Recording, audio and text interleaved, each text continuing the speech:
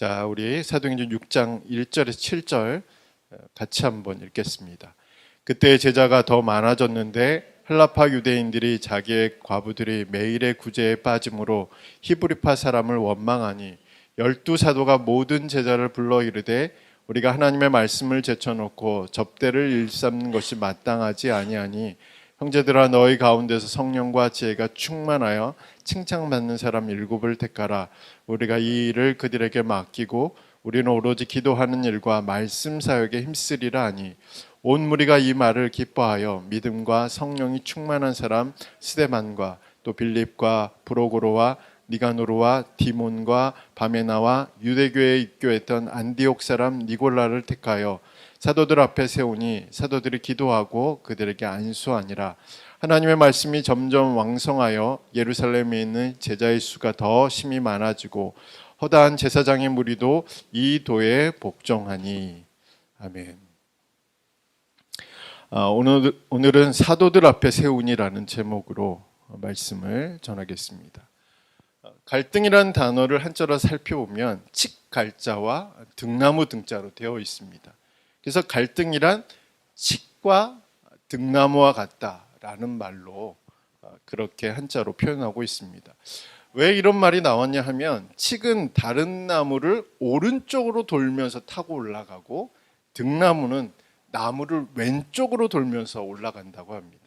그래서 칡나무와 등나무가 함께 자라면 뒤엉켜버리게 되는, 그리고 얘네들이 생존을 하기 위해서 칡나무는 등나무를 없애버리려고 하고 그리고 등나무는 칡나무를 없애려고 하는 그런 현상이 나타난다고 해요.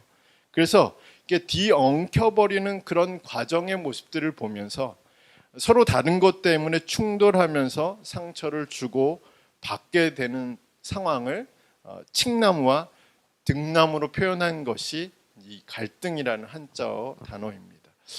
제가 서두에 칡나무와 등나무 이야기를 한 이유는 성령의 역사하심으로 말미암아 이제 복음에 대한 뜨거운 열정 그리고 헌신적인 사랑의 모습을 보여왔던 예루살렘 교회가 갈등을 겪고 있기 때문에 그렇습니다.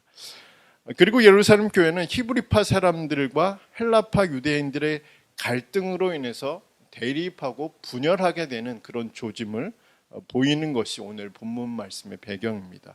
무엇이 잘못된 것일까요? 저는 예루살렘 교회에 발생한 갈등의 사건들을 보면서 또 그 사건이 해결되는 그 과정을 살펴보면 오늘 우리가 경험하고 있는 수많은 갈등의 사건들을 어떻게 해석해야 되는지 그리고 어떻게 해결해야 하는지를 찾아볼 수 있다라고 믿습니다.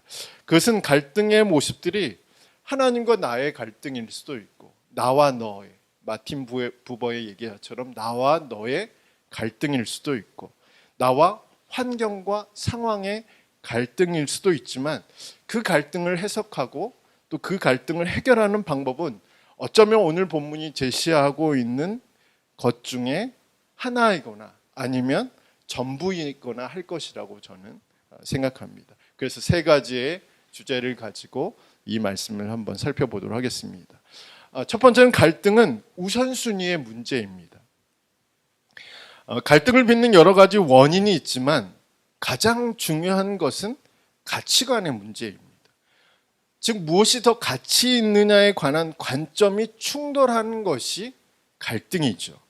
자, 1절의 말씀을 살펴보면 헬라파 유대인들과 히브리파 사람들 사이에 갈등이 발생하는데 그 원인은 히브리파 사람들이 헬라파 사람들을 제외시키고 자기네 사람들에게만 구제 식품이나 구제 물품을 제공했기 때문에 발생합니다.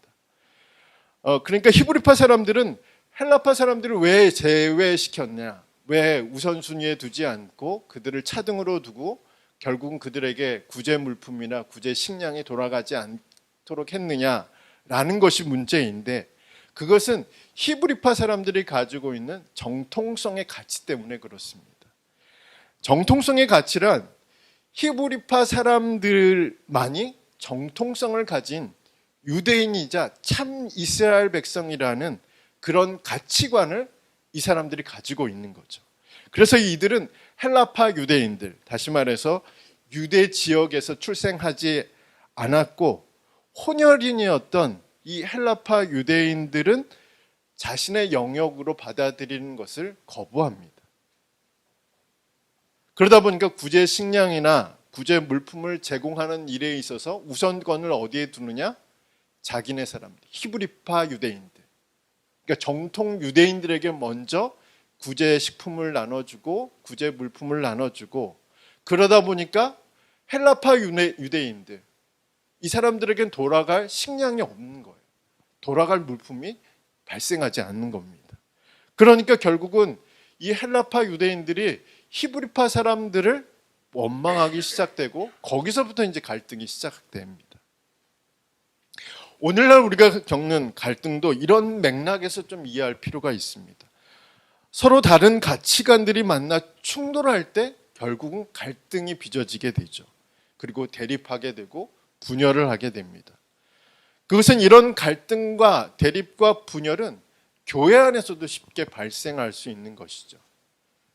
그리고 우리가 처한 삶의 자리에서도 쉽게 겪게 되는 부분이 바로 가치관의 대립이라는 거죠. 그러니까 교회 안에서도 같은 가치관을 가지고 있는 사람은 많지 않을 수도 있는 거죠. 가족 안에서도 성장하다 보면, 또 살다 보면 우리 아이들이라고 해도 나와 같은 가치관을 갖고 있다라고 생각할 수가 없어요, 사실은. 가치관이 달라지는 거예요. 그런 문제는 이 가치관의 충돌을 통해서 우리는 갈등을 겪게 되고 대립하게 되고 분열하게 되는데, 문제는 해결해야 되는 거잖아요. 한 공동체 안에서, 한 가정 안에서, 내가 처한 삶의 자리에서 계속 갈등하고 반목하고 대립하고 분열하는 것은 온전한 공동체, 온전한 가정, 또 온전한 삶의 모습은 아니잖아요. 결국은 이 가치관을 충돌하는 이 중요한 부분을 해결해야 되는데, 어떻게 이것을 해결할 수 있을까요? 어떻게 사람들과 갈등을 일으키지 않고 대립하지 않고 분열하지 않고 갈등을 해소할 수 있을까요? 그 해답은 오늘 본문에 나와 있는데, 최고의 가치의 우선순위를 두는 겁니다. 변하지 않는 최고의 가치를 붙잡는 것이 바로 가치관의 충돌에서 벗어나는 비결이라는 거죠. 우리 2절과 4절의 말씀을 다시 한번 읽어보겠습니다. 2절과 4절입니다. 2절 시작. 12사도가 모든 제자를 불러 이르되 우리가 하나님의 말씀을 제쳐놓고 접대를 일삼는 것이 마땅하지 아니하니. 4절의 말씀입니다. 우리는 오로지 기도하는 일과 말씀 사역에 힘쓰리라 하니.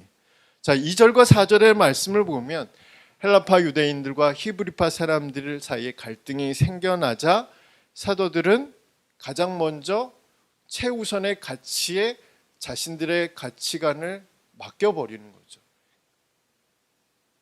그러니까 오직 기도하는 일과 말씀에 전념하겠다고 지금 선언하는 것은 최고의 가치가 바로 기도하는 일과 말씀에 전념하는 것이라는 것을 이 사도들이 알고 있었어요. 근데 알고 있었는데 문제가 뭐냐면 사도들이 접대하는 일이 많았다. 그러니까 사람을 대접하고 뭐 그런 의미가 아니라 구제하는 일, 교회에서 처리해야 되는 일들, 교회에서 사람들을 만나야 되는 일들, 사람을 설득해야 하는 일들, 또 사람들을 격려하고, 뭐 그게 나쁘다는 이야기는 아니에요. 그런데 문제는 건 무엇이냐면, 그런 일을 하다 보니까, 그런 일이 너무 많다 보니까 어떤 일들이 발생하냐면 기도에 소홀해지고 말씀에 전념하는 일들이 소홀해지는 것을 발견하게 된 거죠. 그것을 가르쳐준 경고장치가 바로 헬라파 유대인들과 히브리파 사람들의 갈등이었다는 것을 이 사도들이 알게 됩니다. 그래서 이 사도들은 오직 기도와 말씀 사역에 전념하겠다고 말하게 된 것이 그 배경이 되는 거죠. 자, 두 번째로 사도들이 이렇게 말하고 있는 이유는 갈등을 일으킨 원인을 제거하기 위해서죠. 서로 다른 가치관으로 인해서 문제가 생기고 갈등이 빚어진 이 상황을 해결하기 위해서 최고의 가치, 절대적 가치로 돌아가는 것이 필요했기 때문에 사도들은 오직 기도와 말씀에 전념하겠다라고 말하고 있는 것입니다. 다시 말해서 교회를 구성하고 있는 모든 구성원들이 인정하고 수긍하는 최고의 가치 안에서 서로 이해하고 소통하고 수용하도록 만들기 위해 자신들부터 먼저 최고의 가치에 전념하겠다라고 선언한 것이 바로 사도들의 이 기록이라는 사실입니다. 저는 우리가 겪고 있는 갈등 역시 최고의 가치에 우선 순위를 두는 것이 그 갈등의 원인을 제거하고 그 갈등을 해소하는 비결이라고 저는 생각합니다. 그러니까 서로 다른 가치관을 가지고 자신의 주장을 하다 보면 어떤 일들이 발생하냐면 나는 맞고 너는 틀리다라는 얘기가 되는 거예요. 그러니까 너는 맞고 나는 틀리다 이렇게 얘기하면 좋겠지만 자신이 가치를 두고 있는 것이 서로 다르기 때문에 다른 것인데도 불구하고 틀리다라고 말하는 부분에서 가치관의 충돌을 겪게 되는 거죠. 그러나 우리가 최고의 가치에 우선순위를 둔다면 너는 틀리다라고 말할 수가 없는 거죠. 왜냐하면 말씀 안에서, 기도 안에서 헬라파 사람들이나 히브리파 사람들은 그리스도 안에서 한 몸이기 때문에 서로 틀린 것이 아니라 다르다고 인정하는 그 관점이 최고의 가치 안에서만 발견할 수 있다는 것을 우리는 이 본문을 통해서 알 수 있습니다. 그렇기 때문에 갈등이 생겼을 때 우리가 해야 하는 일들은 우리가 놓치고 있는 것을 다시 발견하는 거죠. 우리가 하고 있지 않은 일들, 그 일을 다시 시작하는 겁니다. 최우선으로 최고의 가치를 두고 해야 하는 일들을 하지 않았을 때 발생하는 그 갈등을 처음부터 없애기 위해서는 다시 어떻게 돼야 되는 거죠? 최고의 가치로 돌아가는 거예요. 사도들의 고백이 바로 이런 배경에서 시작되는 거죠. 나 이제 접대하는 일 안 할 거야. 나 이제 기도만 할 거야. 나 이제 말씀만 보고 말씀만 설교하고 말씀만 가르치는 일만 할 거야. 라는 의미로 이 이야기를 쓴 것이 아니라 이렇게 결단하는 것이 아니라 우리가 이제 사도들이 먼저 최고의 가치 앞에 자신의 삶을 온전히 맡기겠다라는 선언이 바로 사도들의 선언이라는 거죠. 오늘 우리도 마찬가지로 그렇습니다. 결국은 우리가 최고의 가치에 우선순위를 두느냐 두지 않느냐에 따라서 갈등이 그대로 남아있느냐 아니면 갈등이 제거되느냐, 갈등이 분열과 대립으로 이어지느냐 아니면 갈등이 새로운 삶의 문으로 들어가느냐, 그것이 바로 최고의 가치에 우리의 중심을 두느냐 두지 않느냐에 따라 달려있다는 사실들 우리는 오늘 본문을 통해서 알 수 있습니다. 그렇기 때문에 우리가 갈등을 만났을 때 가장 먼저 해야 하는 일들은 뭐죠? 나의 삶의 최고의 가치에 나의 중심을 두고 있느냐 먼저 살펴보아야 하는 거죠. 사도들처럼 우리가 접대하는 일들이 너무 많아서 기도하는 시간이 줄어들고 말씀 보는 시간이 줄어들고 말씀을 가르치는 시간이 줄어들었다는 사실들을 깨닫게 되는 거죠. 거기서부터 갈등이 시작된 것을 알게 된 후에 가장 먼저 우선순위를 바꾸는 겁니다. 저희들도 마찬가지로 그렇죠. 갈등이 생겼으면 우선순위에 문제가 있다는 사실이죠. 갈등을 해결하기 위해서는 우선순위를 바꾸는 것이 중요하다는 사실들을 이 본문이 오늘 우리에게 가르쳐주고 있습니다. 두 번째는 갈등은 사람이 해결하는 겁니다. 아이러니하죠. 우리가 겪는 대부분의 갈등은 사람과의 갈등입니다. 그런데 사람과의 갈등을 해결할 방법 역시 사람이라는 것이 오늘 본문에 등장합니다. 우리는 종종 이 사실을 잊어버리고 하나님께 이렇게 기도하죠. 이 사람과의 갈등이 해결되게 해주시길, 또 이 공동체 안에서의 갈등이 사라지게 되기를 그렇게 기도합니다. 물론 이 기도가 저희들에게 가장 먼저 필요한 기도라는 것은 당연한 일입니다. 그런데 이 기도의 응답은 우리의 생각과 좀 다르게 올 수 있다는 사실이죠. 우리가 생각하지 못한 방법으로, 다시 말해서 곧 사람을 통해서 그리고 사람을 통한 그런 방법이 응답으로 올 수 있다는 사실들을 우리는 기억할 필요가 있습니다. 그러니까 갈등이 해소되는 구체적인 방법은 하늘에서 뚝 떨어지는 것은 아니라는 것을 우리가 좀 생각해 볼 필요가 있죠. 에반 올마이티라는 영화가 있는데 최근에 이제 경연이가 다시 한번 저에게 좀 알려준 대목을 제가 다시 좀 인용을 하려고 합니다. 에반 올마이티라는 영화가 있는데 보신 적 있으세요? 2014년에 개봉한 영화인데 이제 에반이라는 인물이 노아처럼 수염이 나기 시작하고 말씀을 듣고 이제 방주를 짓기 시작합니다. 근데 이제 방주를 짓는 이유가 뭐냐면 댐이 무너져서 그 댐 아래 살고 있는 사람들을 이제 구원하는 뭐 그런 영화인데 한번 재밌게 볼 만한 영화입니다. 영상이 좀 재밌고요. 동물들이나 모든 이제 뭐 코끼리나 뭐 할 것 없이 이제 동물들이 와서 그 방주를 도와주면서 이제 같이 짓는 장면들이 좀 보기 좋았던 것 같아요. 그 영화에 보면 에반의 아내가 이제 방주를 짓는 남편을 떠나서 아주 이제 아이들을 데리고 이제 떠납니다. 이해하지 못하는 상황이죠. 이제 어느 식당에서 이제 식사하면서 어떤 한 사람을 만납니다. 그때 그 사람은 기도에 관한 이런 이야기를 하죠. 잘 알려진 명대사인데요. 용기를 달라고 하면 용기를 주실까요? 아니면 용기를 발휘할 기회를 주실까요? 누가 인내를 달라고 기도하면 하나님은 그 사람에게 인내심을 줄까요? 아니면 인내를 발휘할 수 있는 기회를 주시려고 할까요? 만일 누군가 가족이 좀 더 가까워지게 해달라고 기도하면 하나님이 짠하고 묘한 감정이 느껴지도록 만드실까요? 아니면 서로 사랑할 수 있는 기회를 마련해 주실까요? 명대사 중에 한 대목이죠. 예루살렘 교회 안에 갈등이 생겼을 때도 사도들은 가장 먼저 우선순위를 재설정한다고 말씀드렸죠. 최고의 가치에 우선순위를 설정합니다. 그리고 나서 어떤 일들을 하게 되면 3절의 말씀을 하고 있는데요. 3절의 말씀을 같이 읽겠습니다.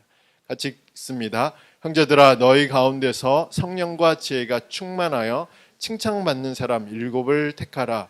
우리가 이 일을 그들에게 맡기고. 자, 사도들은 우선순위를 세운 다음에 갈등을 해소할 방법을 제시합니다.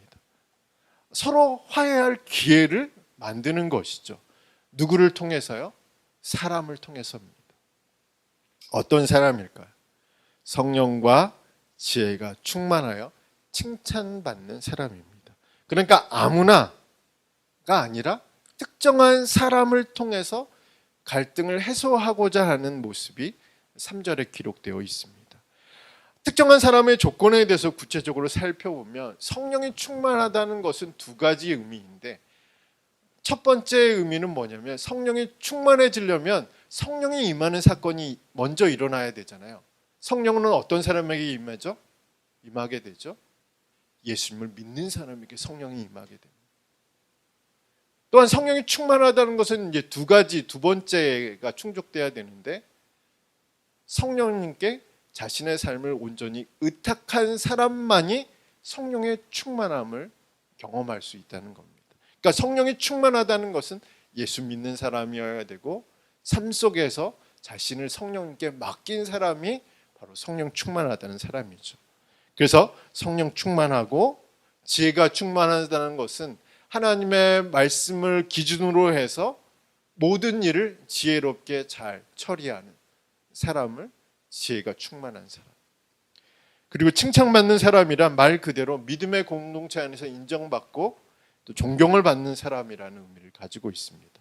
그래서 헬라파 유대인들은 7명을 선택해서 추천합니다. 그리고 사도들은 이를 승인하게 되죠. 그 결과가 무엇일까요? 사람을 통해서 갈등을 해소하고자 했던 이 사도들의 선택, 결정, 그리고 헬라파 유대인들 7명을 추천하고 그로 인해서 어떤 결과가 발생했냐면 5절에 기록된 대로 원망이 사라지고 기쁨이 다시 찾아오게 됩니다. 그 이유는 선출된 7명을 통해서 구제 사역이 공평하게 이루어졌다는 것을 의미하는 거죠. 지금뿐만 아니라 앞으로도 이 7명을 통해서 자신들이 이 구제 사역에 제외될 이유나 근거가 없어졌다는 사실 때문에 기쁨이 찾아오게 되죠. 그리고 한 가지 더 찾아온 것이 있죠. 7절의 말씀입니다. 우리 7절 한 번 더. 제자의 수가 더 심히 많아지고 허다한 제사장의 무리도 이 도에 복종하니. 아멘. 하나님의 말씀이 능력과 영향력이 더 확장되는 결과를 얻게 됩니다. 그로 말미암아 제자의 수도 많아지고 심지어 제사장의 무리도 복음 앞에 복종하게 되는 일이 발생했다. 그러니까 갈등이 오히려 기쁨이 되고 부흥의 씨앗이 되었다라고 증거하고 있는 것이 5절과 7절의 말씀입니다. 그러니까 위기가 기회가 됐어요. 저는 오늘 우리에게도 이런 일들이 일어나기를 소망합니다. 갈등으로 생긴 원망의 자리에 기쁨이 찾아오고 또 갈등으로 생긴 위기가 오히려 우리에게 기회가 되기를 소망합니다. 어떻게 이런 일들이 가능할까요? 결국은 사람이죠. 하나님이 사람을 통해서 역사하셨기 때문에 가능한 일들입니다. 그러므로 우리에게도 사람이 필요합니다. 그런데 우리가 사람이 필요한다고 했을 때 우리는 우리 주변을 둘러보죠. 이 갈등을 해결할 사람이 어디 있나? 이 갈등을 해소할 인물들이 어디 있나? 그리고 나와 너를 도와줄 사람이 어디 있나라고 생각할 수 있겠지만 결국 가장 중요한 것은 내가 그 사람이 되는 거죠. 내가 성령 충만한 사람이 되어야 하는 것이 중요합니다. 내가 하나님의 말씀을 기준으로 해서 지혜롭게 말하고 지혜롭게 행동하는 것이 중요하죠. 그리고 내가 칭찬받는 사람. 이 사람과 소통이 잘 되고 이 사람은 나의 상황을 이해해주고 이 사람은 나를 위해서 기도해주고 이 사람은 나를 위해서 자기의 것을 포기할 줄 아는 사람이라는 그런 인정 받는 사람이 되어야 갈등을 해소할 수 있다는 사실이죠. 결국 하나님은 사람을 사용하시는 거죠. 뚝 하고 뭐 하늘에서 떨어지는 일들은 거의 없죠, 사실은. 하나님은 사람을 부르시고 사람을 세우시고 그리고 사람을 보내셔서 갈등을 해소하게 하시고 갈등을 벗어나 새로운 빛을 보게 하시는 것이 바로 하나님이 사용하시는 방법이라는 사실이죠. 우리가 예수님의 생애를 보면 예수님 혼자 다 하셔도 되는데 굳이 예수님은 제자들을 다 부르셨어요. 굳이 사람들을 다 선택하시고 그것은 하나님의 방법이 그 방법이기 때문에 사람을 통해서 갈등을 해소하기를 원하시고 사람을 통해서 위기를 기회로 만드시는 그 일을 하나님이 하시는 방법이기 때문에 그렇습니다. 하나님이 저와 여러분을 사용해 주시기를 원합니다. 그래서 우리가 겪는 갈등을 해소하는 그리고 더 나아가 갈등을 겪고 있는 곳에서 평화의 일꾼으로 또 쓰임받는 저와 여러분이 되기를 주님의 이름으로 축복합니다. 자, 세 번째, 갈등은 전환점을 맞이하는 것입니다. 심리학자들은 갈등을 우리와 좀 다르게 보고 있습니다. 폰디라는 심리학자는 갈등은 고정된 상황이 아니라 역동적인 과정으로 이해해야 한다라고 말했습니다. 핑크와 스트라게스는 갈등을 유동적이고 불안정한 에피소드의 전개 과정이라고 말했습니다. 그러니까 이분들의 이야기는 갈등은 고정된 상황으로만 보아서는 안 되고 그 갈등이 가지고 있는 새롭고 역동적인 역동이 아니라 역동적인 발음이 좀 세요. 역동적인 과정을 보아야 한다는 얘기인 거죠. 쉽게 말하면 갈등을 해소하려면 과거에 집착하면 안 된다는 얘기죠. 과거의 생각이나 과거의 경험이나 과거의 가치관에서 집착하면 새로운 생각이나 새로운 관점이나 새로운 길이 열리지 않는다는 의미를 말하는 겁니다. 그래서 우리는 이 갈등을 어떻게 보아야 하느냐? 결국은 이 갈등은 또 다른 문으로 들어갈 수 있는 길로 보아야 한다. 하나님이 그 길을 내시는 하나님이라는 사실을 우리가 인지해야 된다라는 사실들을 우리는 기억할 필요가 있습니다. 제가 갈등을 전환점을 맞이한 것이라고 말하고 있는 이유는 오늘 설교 본문이 앞으로 이방인 선교 사역의 문을 열어주는 길이 되고 있기 때문에 그렇습니다. 물론 갈등 그 자체가 길이 된다는 것은 아닙니다.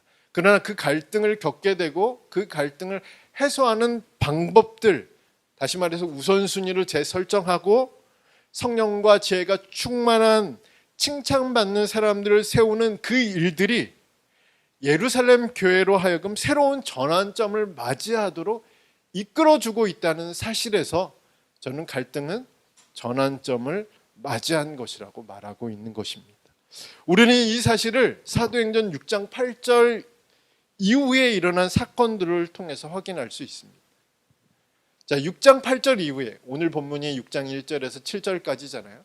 6장 8절 이후에는 이제 스데반과 빌립이 등장하죠. 이 스데반과 빌립은 헬라파 유대인들이 추천한 7명 중에 2명입니다. 그런데 이 인물들이 매우 중요한 역할들을 해요. 이 인물들로 인해서 복음이 유대교라는 경계, 예루살렘이라는 경계를 넘어버리게 됩니다. 그러니까 헬라파 유대인들이 추천한 이 7명 중에 2명이 경계를 넘어가 버려요. 이전까지는 어떤 경계에 갇혀 있냐면 유대인이라는 경계에 갇혀 있어요. 예루살렘이라는 경계에 갇혀 버렸어요. 특히 6장 7절을 보면 제사장의 무리도 이 도에 복종했다라는 말로 보면 성전이라는 경계도 넘어가 버렸어요. 누가요? 헬라파 유대인들이 추천한 빌립과 스데반을 통해서.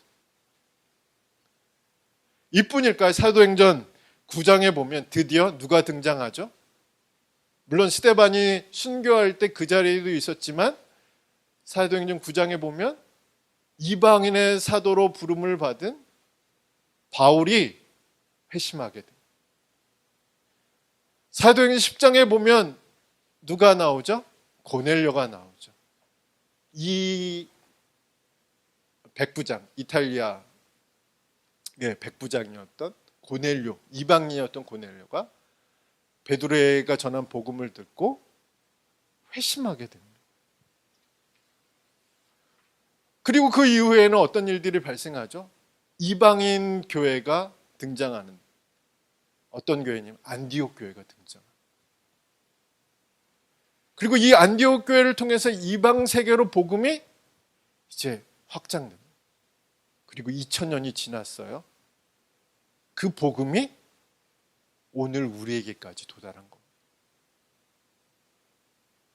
예루살렘에서 발생한 그 갈등이 예루살렘 교회와 선교 사역의 전환점이 되었다는 사실이죠. 그래서 갈등은 전환점이라는 겁니다. 그러나 우리가 기억해야 하는 것은 모든 갈등이 전환점이 될 수 있는 것은 아니라는 것이죠. 새로운 삶의 문으로 들어갈 수 있는 길은 이 갈등이, 모든 갈등이 만들어주는 것은 아니라는 얘기입니다. 우리가 경험하고 있는 갈등을 성경적으로 해석하지 않으면 이 갈등은 전환점이 될 수 없습니다.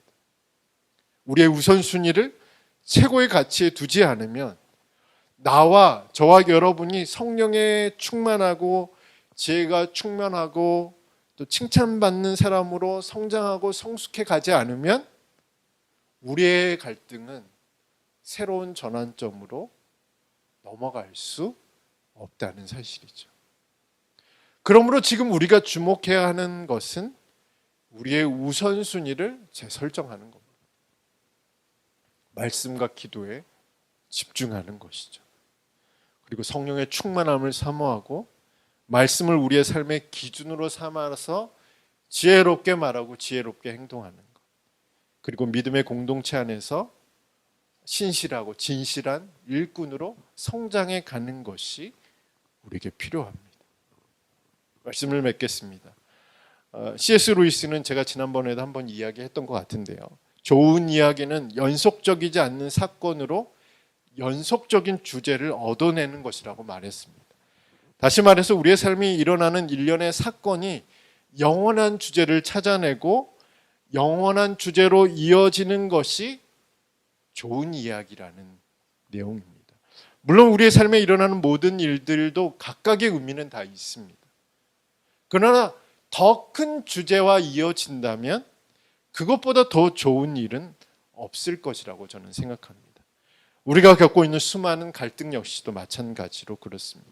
비록 지금은 그 갈등으로 인해서 힘들고 어려운 시간을 보내고 있다고 하더라도 그 갈등을 우리의 삶의 목적이자 이유가 되신 그리스도 안에서 해석하고 이해한다면 지금의 갈등은 좋은 이야기, 우리들의 좋은 이야기, 재료가 되고 기초가 될 수 있습니다.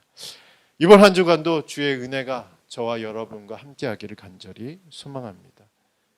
또한 하나님의 좋은 이야기인 복음의 능력이 모든 갈등 너머에 있는 새로운 빛을 보게 하시기를 간절히 소망합니다. 우리